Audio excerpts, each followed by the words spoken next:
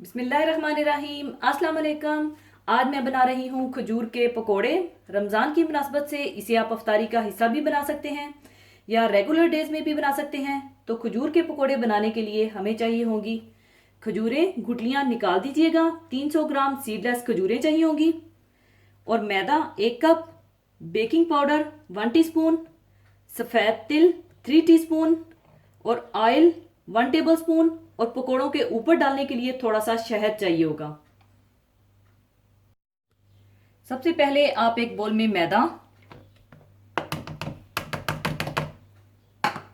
Baking powder, तिल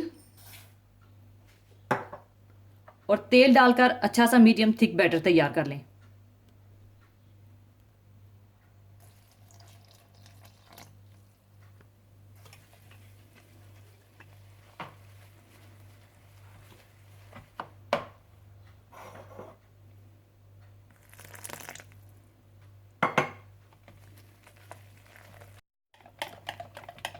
और ये देख लें, इस तरह से इसकी कंसिस्टेंसी होनी चाहिए।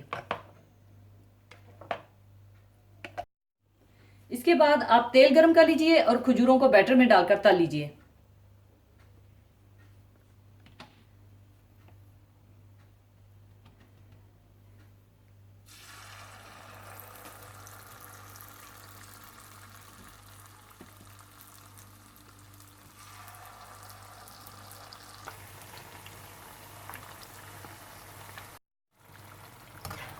इसी तरह से आप सारी खजूरें तल लें।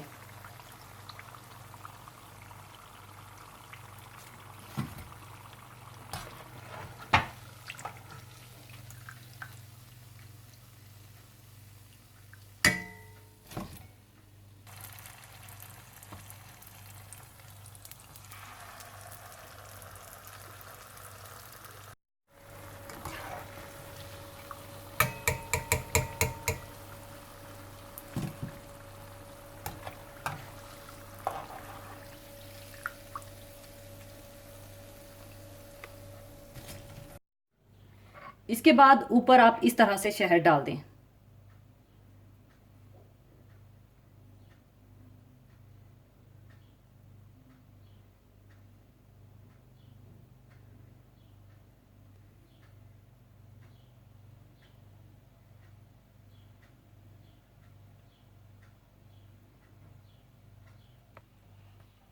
लीजिए, बहुत लजीज आपके खजूर के पकोड़े तैयार हैं।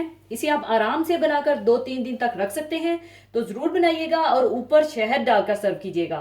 और जाने से पहले एक हदीस पाक शेयर करना चाहूँगी। हदीस पाक इस तरह से है,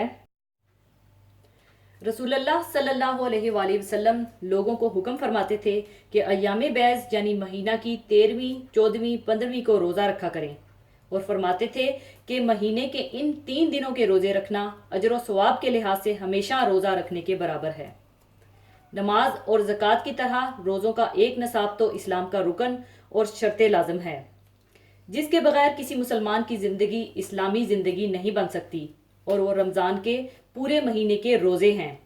इसके अलावा शरीयत इस्लाम में रूहानी तरबियत और तज़किया नफ्स के लिए और अल्लाह ताला का ख़ास कर्ब हासिल करने के लिए दूसरी नफली इबादत की तरह नफली रोज़ों की भी तालीम दी गई है और बाज़ ख़ास दिनों और तारीखों के लिहाज से ख़ास फजीलतें और बरकतें बयान करके इन रोज़ों की खुसूसी तरगीब दी गई है।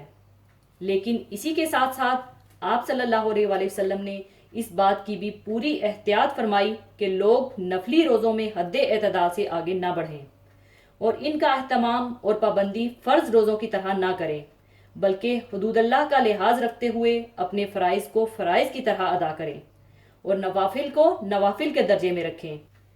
इस हदीस मुबारका से हमें 13, 14, 15 तारीख के रोज़ों की ख़ास अहमियत का पता चलता है, जिन्हें अयाम बैज़ के रोज़े भी कहा जाता है और जिसका एहतमाम करने वाले को सारे महीने के रोज़े रखने जैसा सवाब मिलता है।